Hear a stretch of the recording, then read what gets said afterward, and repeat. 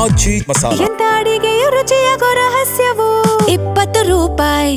ಸಭಾಪತಿ ಸ್ಥಾನಕ್ಕೆ ಬಸವರಾಜ ಹೊರಟ್ಟಿ ರಾಜೀನಾಮೆ ಸಲ್ಲಿಕೆ ಮಾಡಿದ್ದಾರೆ.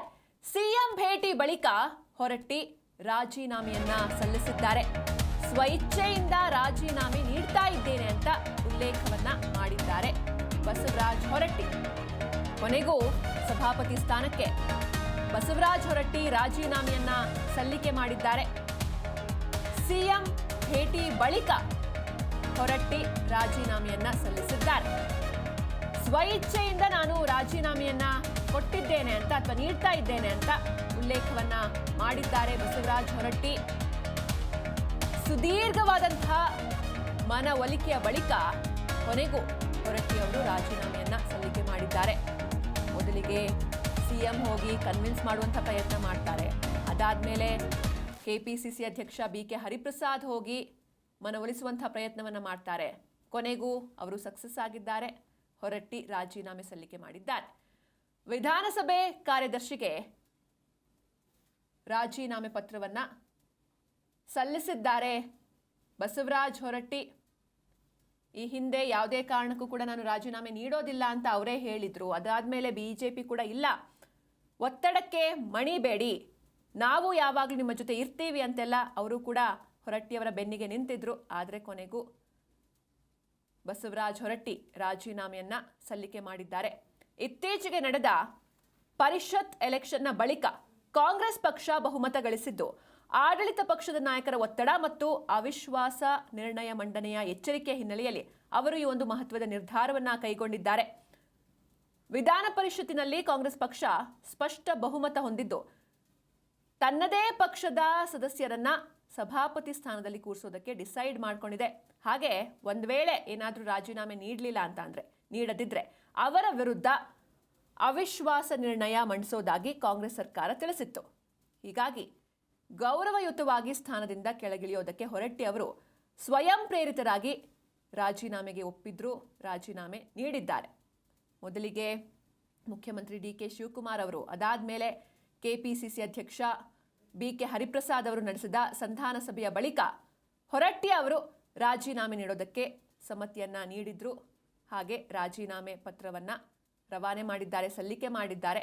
ಅದರಲ್ಲಿ ನೋಡ್ತಾ ಇದ್ದೀರಾ ನೀವು ಕೂಡ ತೆರೆ ಮೇಲೆ, ಸ್ವಇಚ್ಛೆಯಿಂದ ನಾನು ರಾಜೀನಾಮೆ ನೀಡ್ತಾ ಇದ್ದೇನೆ ಅನ್ನೋದಾಗಿ ಅವರು ಉಲ್ಲೇಖವನ್ನು ಕೂಡ ಮಾಡಿದ್ದಾರೆ. ಹಾಗೆ ಆಗಸ್ಟ್ 13ರಿಂದ ವಿಧಾನಮಂಡಲ ಅಧಿವೇಶನ ಶುರುವಾಗುತ್ತೆ. ಆಗಸ್ಟ್ 14ರ ತನಕ ಇವರು ಹಂಗಾಮಿ ಸಭಾಪತಿಯಾಗಿ ಕಂಟಿನ್ಯೂ ಆಗ್ತಾರೆ. ಹಾಗೆ ಕಾಂಗ್ರೆಸ್ ಕೂಡ ಆಲ್ರೆಡಿ ರಾಜೀನಾಮೆಗೂ ಮುನ್ನವೇ ಅಭ್ಯರ್ಥಿಗಳನ್ನು ಘೋಷಣೆ ಮಾಡಿತ್ತು. ನೂತನ ಸಭಾಪತಿ ಸ್ಥಾನಕ್ಕೆ ಹಿರಿಯ ಸದಸ್ಯ ಸಲೀಂ ಅಹಮದ್ ಅವರ ಹೆಸರನ್ನು ಘೋಷಣೆ ಮಾಡಲಾಗಿತ್ತು. ಇನ್ನು ಮುಂದೆ ಅಧಿವೇಶನದಲ್ಲಿ ಸಭಾಪತಿಯಾಗಿ ಸಲೀಂ ಅಹಮದ್ ಕಾರ್ಯವನ್ನು ನಿರ್ವಹಿಸ್ತಾರೆ. ಸ್ವಇಚ್ಛೆಯಿಂದ ರಾಜೀನಾಮೆ ನೀಡ್ತಾ ಇದ್ದೇನೆ ಅಂತ ಹೊರಟ್ಟಿ ಅವರು ಉಲ್ಲೇಖಿಸಿ ಒಂದು ರಾಜೀನಾಮೆ ಪತ್ರವನ್ನು ರವಾನೆ ಮಾಡಿದ್ದಾರೆ, ಸಲ್ಲಿಕೆ ಮಾಡಿದ್ದಾರೆ. ಆ ಪ್ರತಿಯನ್ನು ನೋಡ್ತಾ ಇದ್ದೀರಾ. ಅಂದರೆ ಮೊದಲಿಗೆ ನೀಡೋದಿಲ್ಲ ಅಂತ ಹೇಳಿದ್ರು ರಾಜೀನಾಮೆಯನ್ನ. ಅದಾದ್ಮೇಲೆ ನಾನು ಆಗಲೇ ಹೇಳಿದಾಗೆ ಬಿಜೆಪಿ ಕೂಡ ಇಲ್ಲ, ಇದೊಂದು ರೀತಿ ಒತ್ತಡ, ಈ ಒತ್ತಡಕ್ಕೆ ಮಣಿಬೇಡಿ, ನಾವು ಯಾವಾಗಲೂ ನಿಮ್ಮ ಜೊತೆ ಇರ್ತೀವಿ ಅಂತೆಲ್ಲ ಬಿಜೆಪಿ ಕೂಡ ತಿಳಿಸಿತ್ತು. ಆದರೆ ಕಾಂಗ್ರೆಸ್ ಕಡೆಯಿಂದ ಮನವೊಲಿಕೆ ಮಾಡುವಂತಹ ಪ್ರಯತ್ನ ನಡೆದಿತ್ತು. ಡಿ ಕೆ ಶಿವಕುಮಾರ್ ಅವರು ಕನ್ವಿನ್ಸ್ ಮಾಡಿದ್ರು, ಅದಾದ್ಮೇಲೆ ಬಿಕೆ ಹರಿಪ್ರಸಾದ್ ಅವರು ಕನ್ವಿನ್ಸ್ ಮಾಡಿದ್ರು. ಇವತ್ತು ಕೂಡ ಹೊರಟ್ಟಿ ಅವರು ಸಿಎಂ ಅವರನ್ನ ಮೀಟ್ ಆಗ್ತಾರೆ, ಮೀಟ್ ಆಗಿ ಮಾತಾಗುತ್ತೆ. ಅದಾದ ಮೇಲೆ ರಾಜೀನಾಮೆ ಪತ್ರವನ್ನ ಸಲ್ಲಿಕೆ ಮಾಡಿದ್ದಾರೆ. ಈ ಬಗ್ಗೆ ಹೆಚ್ಚಿನ ಮಾಹಿತಿಯನ್ನು ನೀಡ್ತಾರೆ ನಮ್ಮ ಪ್ರತಿನಿಧಿ ಜನಾರ್ದನ್ ಹೆಬ್ಬಾರ್. ಜನಾರ್ದನ್, ಕೊನೆಗೂ ಬಸವರಾಜ ಹೊರಟ್ಟಿ ಅವರು ಸಭಾಪತಿ ಸ್ಥಾನಕ್ಕೆ ರಿಸೈನ್ ಮಾಡಿದ್ದಾರೆ. ಸಿಎಂ ಅವರ ಗೇಮ್ ಪ್ಲಾನ್ ಯಾವ ರೀತಿ ಇತ್ತು, ಮುಂದೇನು ಅಂತ? ಜನ ಬಸವರಾಜ ಹೊರಟ್ಟಿ ಅವರಿಗೆ ಒಂದು ಕೊನೆಯ ಒಂದು ಇದು ಆಸೆ ಇತ್ತು. ಏನಂತಂದ್ರೆ ಸಭಾಪತಿಯಾಗಿ ಸದನದಲ್ಲಿಯೇ ಎಲ್ಲರ ಮುಂದೆ ಎಲ್ರಿಗೂ ಮಾತನಾಡಿ, ಪೀಠದಿಂದಲೇ ಮಾತನಾಡಿ, ಇಷ್ಟು ದಿನ ಸೇವೆ ಸಲ್ಲಿಸಿದ್ದಕ್ಕೆ ಅವಕಾಶ ಕೊಟ್ಟಿದ್ದಕ್ಕಾಗಿ ಧನ್ಯವಾದ ಹೇಳಬೇಕು ಅನ್ನೋಂಥ ಒಂದು ಮಹದಾಸೆ ಇತ್ತು, ಬಹಳ ದೊಡ್ಡ ನಿರೀಕ್ಷೆ ಇತ್ತು ಅವರಿಗೆ, ಅದಕ್ಕೊಂದು ಅವಕಾಶ ಸಿಗತ್ತೆ ಅಂತ ಹೇಳಿ. ಆ ಕಾರಣಕ್ಕಾಗಿನೇ ಅವರು ಸಾಕಷ್ಟು ಪ್ರಯತ್ನವನ್ನ ಮಾಡಿದ್ರು. ಕಳೆದ 2-3 ದಿನಗಳಿಂದ ನಿರಂತರವಾಗಿ ಮುಖ್ಯಮಂತ್ರಿಗಳು, ಕೆಲ ಉಳಿದ ಕಾಂಗ್ರೆಸ್ ಪಕ್ಷದ ಕೆಲ ನಾಯಕರುಗಳು ಇವರೆಲ್ಲ ಹೋಗಿ ಅವ್ರ ಜೊತೆ ಮಾತಾಡಿದ್ರು ಸಹಿತ ಅವರು ಇದೇ ವಿಚಾರವನ್ನ ಹೇಳ್ತಾ ಇದ್ರು. ಉಪಸಭಾಪತಿ ಆಯ್ಕೆಯನ್ನ ಮಾಡ್ತೀವಿ, ಮಾಡಿದ ನಂತರದಲ್ಲಿ ನಾನು ರಾಜೀನಾಮೆನ ಕೊಡ್ತೀನಿ, 1 ದಿನ ಅಷ್ಟೇ ಕಾಲಾವಕಾಶ, ಅಧಿವೇಶನದ ಮೊದಲನೇ ದಿನ ಮಾತ್ರ ಇರ್ತೀನಿ, 2ನೇ ದಿನ ಅಷ್ಟೊತ್ತಿಗೆ ನಾನು ರಾಜೀನಾಮೆ ಕೊಟ್ಟಿರ್ತೀನಿ ಅನ್ನೋದನ್ನ ಹೇಳಿದ್ರು. ಒಂದ್ ಹಂತದಲ್ಲಿ ಒಪ್ಕೊಂಡಿದ್ರು, ಕಾಂಗ್ರೆಸ್ನವರು, ಸರ್ಕಾರದವರು ಒಪ್ಕೊಂಡಿದ್ರು. ಆದ್ರೆ ಅದ್ಯಾಕೋ ಅವರು ಕಾಂಗ್ರೆಸ್ ಪಕ್ಷದಲ್ಲಿ ಆ ತೀರ್ಮಾನಕ್ಕೆ ಬದ್ಧವಂತ ಇರ್ಲಿಲ್ಲ. ಅದಾಗಲ್ಲ ಅನ್ನೋ ಕಾರಣಕ್ಕಾಗಿ ಮತ್ತೊಮ್ಮೆ ಇವತ್ತು ಮನವೊಲಿಸುವಂತ ಕೆಲಸ ಆಗಿದೆ. ಮುಖ್ಯಮಂತ್ರಿಗಳು ಹೋಗಿ ಅವ್ರ ಜೊತೆಯಲ್ಲಿ ಮಾತುಕತೆಯನ್ನ ಮಾಡಿದ್ದಾರೆ. ಇವತ್ತು ಗಾಯತ್ರಿ ಶಾಂತೇಗೌಡ ಅವರಿಗೆ MLC ಆಗಿ ಪ್ರಮಾಣ ವಚನ ಬೋಧಿಸಿದ್ದಾರೆ. ಆ ನಂತರದಲ್ಲಿ ರಾಜೀನಾಮೆಯನ್ನ ಕೊಟ್ಟಿದ್ದಾರೆ. ಕಾರಣ ಏನಂತಂದ್ರೆ ಮುಖ್ಯಮಂತ್ರಿಗಳಾದಿಯಾಗಿ ಕಾಂಗ್ರೆಸ್ನ ಕೆಲ ಪ್ರಮುಖರೆಲ್ಲ ಹೋಗಿ ಮನವೊಲಿಸಿದ್ದಾರೆ, ರಿಕ್ವೆಸ್ಟ್ ಮಾಡಿದ್ದಾರೆ. ಸಭಾಪತಿಯವ್ರನ್ನ ಆಯ್ಕೆ ಮಾಡುವಂತ ವಿಚಾರದಲ್ಲಿ ಯಾವುದೇ ರೀತಿಯ ಅವಿಶ್ವಾಸ ನಿರ್ಣಯ ಇನ್ನಿತರದೆಲ್ಲ ಆಗಬಾರದು. ಆ ಕಾರಣಕ್ಕಾಗಿ ನೀವು ರಾಜೀನಾಮೆಯನ್ನ ಕೊಡಿ, ಈಗಲೇ ರಾಜೀನಾಮೆ ಕೊಡಿ. ಈ ಅವಧಿಯಲ್ಲಿ ನೂತನ ಮುಖ್ಯಮಂತ್ರಿಗಳ ಮೊದಲ ಅಧಿವೇಶನದಲ್ಲಿ ಸಭಾಪತಿಯು ಹೊಸಬರೇ ಆಗಿರ್ಲಿ ಅನ್ನೋ ಒಂದು ಮನವಿಯನ್ನ ಮಾಡ್ಕೊಂಡಿರೋ ಕಾರಣಕ್ಕಾಗಿ ಸಭಾಪತಿಯವರು ಬಹುಶಃ ಒಲ್ಲದ ಮನಸ್ಸಿನಿಂದನೇ ಕೊಟ್ಟಿರ್ತಾರೆ, ರಾಜೀನಾಮೆಯನ್ನ ಕೊಟ್ಟಿದ್ದಾರೆ. ಮುಂದಿನ ಪ್ರಕ್ರಿಯೆ ಇನ್ನು ಆಗತ್ತೆ. ನೋಟಿಫಿಕೇಶನ್ ಆಗಿದೆ, ಈಗಾಗಲೇ 7ನೇ ತಾರೀಕಿಗೆ ಇವತ್ತು ನೋಟಿಫಿಕೇಶನ್ ಆಗಿದೆ. ಮೊದಲನೇ ದಿನ ಸಭಾಪತಿ ಆಯ್ಕೆ ಆಗತ್ತೆ. ಒಂದ್ ರೀತಿಯ ಚುನಾವಣಾ ಪ್ರಕ್ರಿಯೆ ರೀತಿಯಲ್ಲೂ ಕೂಡ ಇರುತ್ತೆ. ವಿರೋಧವಾಗಿ ಆಯ್ಕೆ ಆಗುತ್ತೆ, ಉಪಸಭಾಪತಿ ಆಯ್ಕೆ ಕೂಡ ಆಗುತ್ತೆ, ಮುಂದೆ ಅಧಿವೇಶನ ನಡೆಯುತ್ತೆ. ಆದ್ರೆ ಸಭಾಪತಿಯವರು ಬಹುಶಃ ಸದನದಲ್ಲಿ ಕೊನೆಗೂ ಮಾತನಾಡ್ಲಿಕ್ಕೆ ಪೀಠದಿಂದ ಅವಕಾಶ ಸಿಕ್ಕಿಲ್ಲ ಅನ್ನೋಂತ ನೋವನ್ನ ತೋಡ್ಕೋಬಹುದು ಅಂತ ಅನ್ಸುತ್ತೆ, ಪೀಠದಿಂದ ಕೆಳಗಿಳಿದ ಮೇಲಾದ್ರೂ. ಆದ್ರೆ ಅವ್ರ ನಿರೀಕ್ಷೆ ಸಾಕಷ್ಟು ಪ್ರಯತ್ನವನ್ನ ಮಾಡಿದ್ರು. ಸದನದಲ್ಲಿ ಇದೊಂದು ಅವಕಾಶ ಮಾಡ್ಕೊಡಿ ಅಂತ ಹೇಳಿ. ಅದಕ್ಕೂ ಮುಖ್ಯಮಂತ್ರಿಗಳಾಗಿ ಯಾರು ಕೂಡ ಒಪ್ಪಿಲ್ಲ. ಈಗ ಸಭಾಪತಿಗಳು ರಾಜೀನಾಮೆಯನ್ನ ಕೊಟ್ಟಿದ್ದಾರೆ, ನೂತನ ಸಭಾಪತಿ ಆಗತ್ತೆ. ಈಗಾಗಲೇ ನೋಟಿಫಿಕೇಶನ್ ಹೊರಡಿಸಿರೋ ಪ್ರಕಾರ ಸಭಾಪತಿ ಹುದ್ದೆ ಖಾಲಿ ಆಗಿದೆ ಅನ್ನೋ ನೋಟಿಫಿಕೇಶನ್ ಕೂಡ ಹೊರಡಿಸಲಾಗಿದೆ. ಉಪಸಭಾಪತಿ ಕೂಡ ಇಲ್ಲ, ಪ್ರಾಣೇಶ್ ಅವರಿದ್ದು ಅದು ಕೂಡ ತೆರವಾಗಿದೆ ಅವರ ಸದಸ್ಯತ್ವ ಹೋಗಿರೋ ಹಿನ್ನೆಲೆಯಲ್ಲಿ.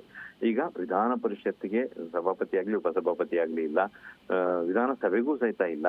ವಿಧಾನಸಭೆಯಲ್ಲೂ ಅಧ್ಯಕ್ಷರು ಇಲ್ಲ, ಉಪಾಧ್ಯಕ್ಷರು ಕೂಡ ಇಲ್ಲ. ಈಗ ಎಲ್ಲ ಕಡೆಯಲ್ಲೂ ಪ್ರೋಟಮ್ ಸ್ಪೀಕರ್ನ ಆಯ್ಕೆ ಮಾಡ್ಬೇಕಾಗತ್ತೆ. ಮುಖ್ಯಮಂತ್ರಿಗಳು ಹೇಳೋರ ಪ್ರಕಾರ ಬಸವರಾಜ ಹೊರಟ್ಟಿ ಅವರಿಗೆ ಒಂದು ರಿಕ್ವೆಸ್ಟ್ ಮಾಡ್ತಾರೆ, ತಮಗೆ ಪ್ರೋಟಮ್ ಸ್ಪೀಕರ್ ಆಗಿ ಅವ್ರನ್ನ ಮಾಡ್ಬೇಕು, ಚುನಾವಣಾ ಪ್ರಕ್ರಿಯೆನ ಸಭಾಪತಿಯಾಗಿ ಅವರೇ ಪ್ರೋಟಮ್ ಸ್ಪೀಕರ್ ಆಗಿ ಚೇರ್ಮನ್ ಆಗಿ ಮಾಡ್ಕೊಡ್ಬೇಕು ಅಂತ ಹೇಳಿ ರಿಕ್ವೆಸ್ಟ್ ಅನ್ನ ಮಾಡಿದ್ದಾರೆ. ಅದಕ್ಕೆ ಏನ್ ಮಾಡ್ತಾರೆ ಅಂತ ಕಾದ್ ನೋಡ್ಬೇಕಾಗಿದೆ. ಬಹುಶಃ ಸರ್ಕಾರದ ಮನವಿಗೆ ಹಿರಿಯ ಸದಸ್ಯರಾಗಿರೋ ಕಾರಣಕ್ಕಾಗಿ ಒಪ್ಕೋಬಹುದು ಅನ್ಸುತ್ತೆ. ಪ್ರೋಟಮ್ ಸ್ಪೀಕರ್ ಆಗಿನೇ ಅವರು ತಮ್ಮ ಮಾತನ್ನ ಪೀಠದಿಂದ ಆಡುವಂತ ಒಂದು ಪ್ರಯತ್ನವನ್ನ ಮಾಡಬಹುದು ಅಂತ ಒಂದು ನಿರೀಕ್ಷೆ ಇದೆ. ಅದೆಲ್ಲದಕ್ಕೂ ಕೂಡ ಉತ್ತರ ನಾಡಿದ್ದು ಸಿಗಲಿಕ್ಕಿದೆ, ಅರ್ಥಾತ್ 13ನೇ ತಾರೀಕು ಉತ್ತರ ಸಿಗಲಿಕ್ಕಿದೆ. ಸಿಂಚನ. ಓಕೆ, ಹಾಗಾದ್ರೆ ಇನ್ನು ನೆಕ್ಸ್ಟ್ ಪ್ರೊಸೀಜರ್ ಯಾವ ರೀತಿ ಇರುತ್ತೆ? ಹಾಗೆ ಇದಕ್ಕೆ ಬಿಜೆಪಿ ಕೂಡ ಈ ಹಿಂದೆ ಹೇಳಿತ್ತು, ಯಾವುದೇ ಕಾರಣಕ್ಕೂ ರಾಜೀನಾಮೆ ನೀಡಬೇಡಿ, ನಾವು ನಿಮ್ಮ ಬೆನ್ನಿಗೆ ನಿಂತಿದ್ದೀವಿ ಅಂತ. ಹೀಗಾಗಿ ಬಿಜೆಪಿಯಲ್ಲಿ ಏನೆಲ್ಲ ಆಗ್ತಾ ಇರ್ಬೋದು, ಏನೆಲ್ಲ ಡೆವಲಪ್ಮೆಂಟ್ಸ್ ಆಗ್ಬೋದು ಈ ವಿಚಾರವಾಗಿ? ಸಿಂಚನ, ಈ ಸಭಾಪತಿ ಹುದ್ದೆ ವಿಚಾರದಲ್ಲಿ ಸರ್ಕಾರವನ್ನ ಆಟ ಆಡಿಸ್ಲಿಕ್ಕೆ ಬೇಕಾದಂತ ಎಲ್ಲ ಅವಕಾಶಗಳು ಸಭಾಪತಿ ಬಸವರಾಜ ಹೊರಟ್ಟಿ ಅವರ ಮುಂದೆ ಇದ್ದು. ಅಂದ್ರೆ ಯಾವುದೇ ಸಂದರ್ಭದಲ್ಲಿ ಸಭಾಪತಿಯವರ ವಿರುದ್ಧ ಅವಿಶ್ವಾಸ ನಿರ್ಣಯ ತರಬೇಕು ಅಂತಂದ್ರೆ 14 ದಿನ ಮುಂಚಿತವಾಗಿ ನೋಟಿಸ್ ಅನ್ನ ಕೊಡಬೇಕು. ಆ ನೋಟಿಸ್ ಕೊಟ್ಟು 14 ದಿನ ಮುಗಿಯೋದ್ರ ಒಳಗಡೆ ಅಧಿವೇಶನ ನಡೀತಾ ಇರಬೇಕು. 14ನೇ ದಿನದ ವೇಳೆಯಲ್ಲಿ ಅಧಿವೇಶನ ನಡೀತಾ ಇರಬೇಕು. ಅವತ್ತು ಆ ಒಂದು ನೋಟಿಸ್ ಸಭಾಪತಿಯವರ ಮುಂದೆ ಹೋಗುತ್ತೆ. ಆವಾಗ ಅವರು ಆ ಪ್ರತಿಯನ್ನ ನೋಡಿ ಯಾವ ಕಾರಣಕ್ಕಾಗಿ ತನ್ನ ವಿರುದ್ಧ ಅವಿಶ್ವಾಸ ನಿರ್ಣಯ ತರಲಾಗಿದೆ ಅನ್ನೋ ಕಾರಣವನ್ನು ಗಮನಿಸಿ, ಒಂದ್ ವೇಳೆ ಇದು ಸರಿ ಇಲ್ಲ, ಈ ಕಾರಣಕ್ಕಾಗಿ ಅವಿಶ್ವಾಸ ನಿರ್ಣಯ ಮಾಡ್ಲಿಕ್ಕೆ ಸಾಧ್ಯ ಇಲ್ಲ ಅಂತ ಹೇಳುವಂತ ಮಾತನ್ನ ಅವರು ಹೇಳಿ ಆ ಮನವಿಯನ್ನ ತಿರಸ್ಕರಿಸಿದ್ರೆ ಮತ್ತೆ ಮುಂದಿನ ಅಧಿವೇಶನದವರೆಗೂ ಕೂಡ ಸರ್ಕಾರ ಕಾಯಲೇಬೇಕಾದಂತ ಪರಿಸ್ಥಿತಿ ಇರ್ತಿತ್ತು. ಆದ್ರೆ ಸಭಾಪತಿ ಹೊರಟ್ಟಿ ಅವರು ಆ ಒಂದು ನಿರ್ಧಾರವನ್ನ ಮಾಡದೇನೆ ತಮ್ಮ ರಾಜೀನಾಮೆಯನ್ನು ಸಲ್ಲಿಸಿದ್ದಾರೆ. ಬಿಜೆಪಿಯವರು ಸಾಕಷ್ಟು ಮನವಿಯನ್ನ ಮಾಡಿದ್ರು, ನೀವು ರಾಜೀನಾಮೆನ ಕೊಡಬೇಡಿ, ನಿಮ್ಮ ಬೆನ್ನಿಗೆ ನಾವು ನಿಲ್ತೀವಿ, ಸದನದಲ್ಲಿ ಎಲ್ಲ ವಿಚಾರವಾಗಿ ನಾವು ಮಾತಾಡ್ತೀವಿ. ಸರ್ಕಾರ ಕಾಂಗ್ರೆಸ್ನವರು ತಮ್ಮ ಲೆಟರ್ ನಲ್ಲಿ AICC ಲೆಟರ್ ನಲ್ಲಿಯೇ ಸಭಾಪತಿ ಹೆಸರನ್ನ ನಮೂದಿಸಿ ಕಳಿಸಿದೆ, ಇದು ಸಂವಿಧಾನದ ವಿರೋಧಿ, ಎಲ್ಲದರ ಬಗ್ಗೆ ನಾವು ಚರ್ಚೆ ಮಾಡ್ತೀವಿ, ಯಾವುದೇ ಕಾರಣಕ್ಕೂ ರಾಜೀನಾಮೆಯನ್ನ ಕೊಡಬೇಡಿ ಅನ್ನೋಂತ ಒಂದು ಮನವಿಯನ್ನ ಮಾಡಿದ್ರು. ಆದ್ರೆ ಸಭಾಪತಿಯವರೇ ರಾಜೀನಾಮೆ ಕೊಟ್ಟಿರುವಂತ ಹಿನ್ನೆಲೆಯಲ್ಲಿ ಈಗ ಸಭಾಪತಿಯವರ ಬೆನ್ನಿಗೆ ನಿಲ್ಲಿಕ್ಕಾಗಲ್ಲ. ಆದ್ರೆ ಈ ವಿಚಾರವನ್ನಂತೂ ಬಿಜೆಪಿಯವರು ಪ್ರಸ್ತಾಪ ಮಾಡಿಯೇ ಮಾಡ್ತಾರೆ. ಸಭಾಪತಿಯವ್ರನ್ನ ಯಾವ ರೀತಿಯಲ್ಲಿ ನಡೆಸ್ಕೊಂಡ್ರು ಕಾಂಗ್ರೆಸ್ನವರು ಅನ್ನೋದನ್ನ ಪ್ರಸ್ತಾಪ ಮಾಡೇ ಮಾಡ್ತಾರೆ. ಮತ್ತೆ ಹಿಂದೆ ಇದೇ ಸದನದಲ್ಲಿ ಬಸವರಾಜ ಹೊರಟ್ಟಿ ಅವರನ್ನ ಪಕ್ಷಾತೀತವಾಗಿ ಎಲ್ಲಾ ಪಕ್ಷದ ಸದಸ್ಯರು ಹಾಡಿ ಹೊಗಳಿದಂತ ವಿಚಾರವೂ ಕೂಡ ಇದೆ. ಅದೆಲ್ಲವನ್ನ ಪ್ರಸ್ತಾಪ ಮಾಡಿ ಕಾಂಗ್ರೆಸ್ನ ವಿಮುಖ ರೀತಿ ಅಂತ ಹೇಳಿ ಬಿಜೆಪಿ ಬಿಂಬಿಸುವಂತ ಒಂದು ಪ್ರಯತ್ನನ ವಿಪಕ್ಷವಾಗಿ ಮಾಡೇ ಮಾಡತ್ತೆ. ಆದ್ರೆ ಈಗ ಅದೆಲ್ಲವೂ ಕೂಡ ಮುಗ್ದ ಅಧ್ಯಾಯ. ಬಸವರಾಜ ಹೊರಟ್ಟಿ ಅವರಿಗೆ ಬೆನ್ನಿಗೆ ನಿಲ್ಬೇಕು, ನಿಲ್ತೀವಿ, ಹೋರಾಟ ಮಾಡ್ತೀವಿ, ಅದು ಯಾವುದು ಕೂಡ ಸಾಧ್ಯ ಇಲ್ಲ. ಇನ್ನು ರಾಜೀನಾಮೆ ಕೊಟ್ಟಾಗಿರುವಂತ ಹಿನ್ನೆಲೆಯಲ್ಲಿ ಈಗ ಏನಿದ್ರು ಸದನದಲ್ಲಿ ಕಾಂಗ್ರೆಸ್ ಸರ್ಕಾರವನ್ನ ವಿರೋಧಿಸಿ ಬಿಜೆಪಿ ಮಾತಾಡುವಂತ ಅವಕಾಶ ಮಾತ್ರ ಇದೆ. ಉಳಿದಂತೆ ಪ್ರೋಟಮ್ ಸ್ಪೀಕರ್ ಆಗಿ ಬಸವರಾಜ ಹೊರಟ್ಟಿ ಅವರೇ ಇದ್ರೆ ಅವರ ನೇತೃತ್ವದಲ್ಲಿಯೇ ಮುಂದಿನ ಸಭಾಪತಿ ಆಯ್ಕೆ ಪ್ರಕ್ರಿಯೆ ನಡೀಲಿಕ್ಕಿದೆ ಸಿಂಚನ. ಓಕೆ, ಥ್ಯಾಂಕ್ ಯು ಜನಾರ್ದನ್ ನಿಮ್ಮೆಲ್ಲ ಡೀಟೇಲ್ಸ್ಗಾಗಿ.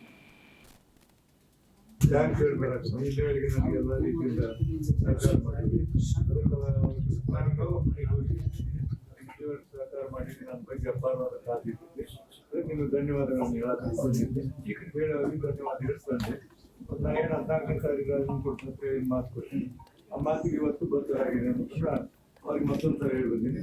13ನೇ ತಾರೀಕಿನ ಸದನ ನಡೆಸಿ ಅದು 14ನೇ ತಾರೀಕು ಉಪಾಧ್ಯಕ್ಷ ಅವತ್ತು ನಾನು ಕೊಟ್ಟು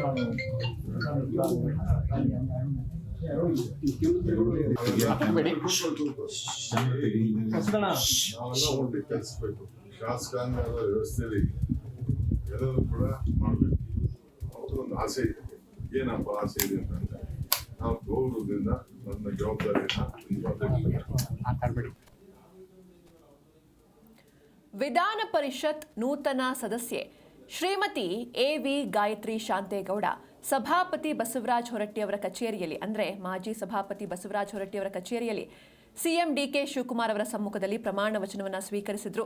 ಕೆಪಿಸಿಸಿ ಅಧ್ಯಕ್ಷ ಬಿಕೆ ಹರಿಪ್ರಸಾದ್, ಸಚಿವ ನರೇಂದ್ರ ಸ್ವಾಮಿ, ಹಾಗೆ ಶಾಸಕ ಪ್ರಕಾಶ್ ಕೋಳಿವಾಡ್, ಪರಿಷತ್ ಸದಸ್ಯ ಎಸ್ ರವಿ, ಐವನ್ ಡಿಸೋಜಾ, ಎಚ್.ಪಿ. ಸುಧಾಮದಾಸ್ ಇನ್ನೂ ಹಲವರು ಉಪಸ್ಥಿತರಿದ್ದರು.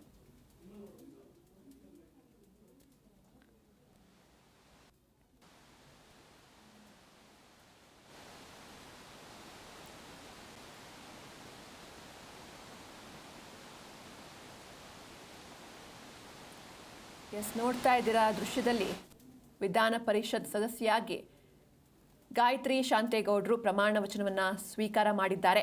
ಸಿಎಂ ಡಿಕೆ ಶಿವಕುಮಾರ್ ಸಮ್ಮುಖದಲ್ಲಿ ಪದಗ್ರಹಣ ಕಾರ್ಯಕ್ರಮ ನಡೆಯಿತು. ಹಾಗೆ ಹೊರಟ್ಟಿಯವರ ಕಚೇರಿಯಲ್ಲಿ ಈ ಒಂದು ಕಾರ್ಯಕ್ರಮವನ್ನು ಆಯೋಜನೆ ಮಾಡಲಾಗಿತ್ತು. ಗಾಯತ್ರಿ ಅವರಿಗೆ ಪ್ರಮಾಣ ವಚನವನ್ನು ಬೋಧಿಸಿದ್ರು ಬಸವರಾಜ ಹೊರಟ್ಟಿ. ಹಾಗೆ ಈ ಒಂದು ಸಮಾರಂಭದಲ್ಲಿ ಹಲವು ಗಣ್ಯರು ಕೂಡ ಭಾಗಿಯಾಗಿದ್ರು. MLC ಆಗಿ ಪ್ರಮಾಣ ವಚನವನ್ನು ಸ್ವೀಕಾರ ಮಾಡಿದ್ದಾರೆ ಶ್ರೀಮತಿ ಎ.ವಿ. ಗಾಯತ್ರಿ ಶಾಂತೇಗೌಡ.